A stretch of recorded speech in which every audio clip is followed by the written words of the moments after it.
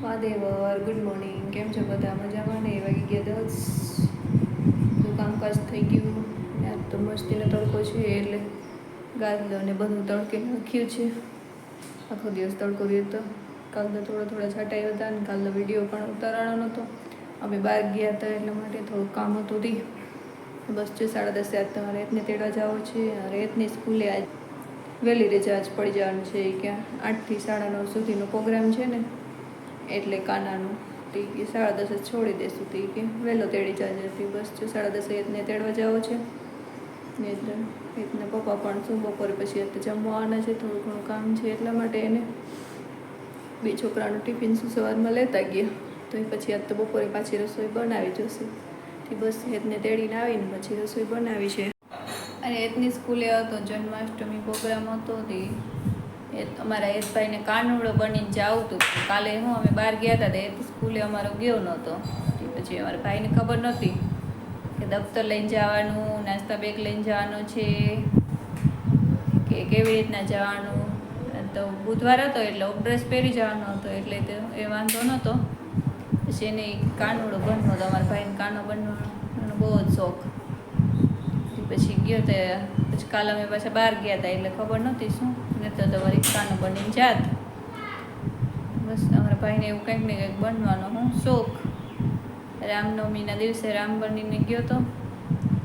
પછી કે આજે કે મમ્મી હું કાનો બનીને ગયો હોત તો એ કે બીજા છોકરાઓ બધા ઘણા બધા છોકરાઓ શું કાનુડો બનીને આવ્યા હશે ને બધા મટકીને ફળી હશે એવું બધું એનો પ્રોગ્રામ હતો.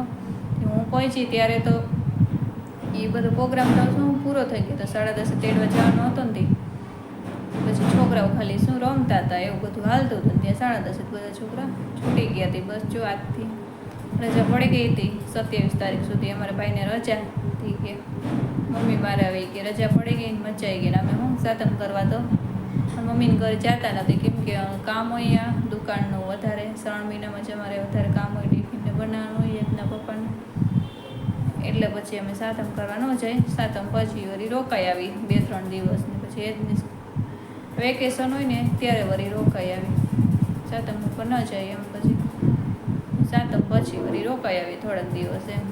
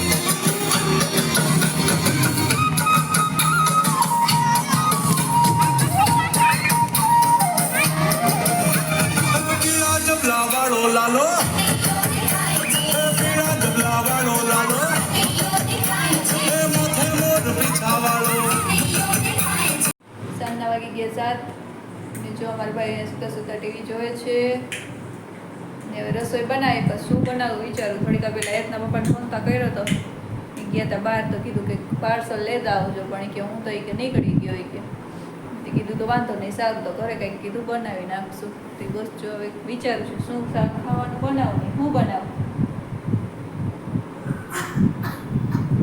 બોલ બોલ.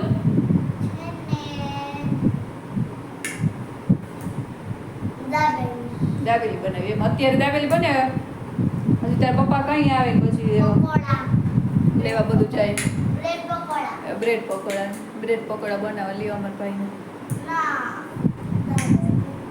દાબેલી તો જે હમણાં ખાધી હતી જોઈએ હાલો બ્રેડ પકોડા બનાવી નાખશું. તો આજે બ્રેડ પકોડાનો પ્રોગ્રામ પાકો.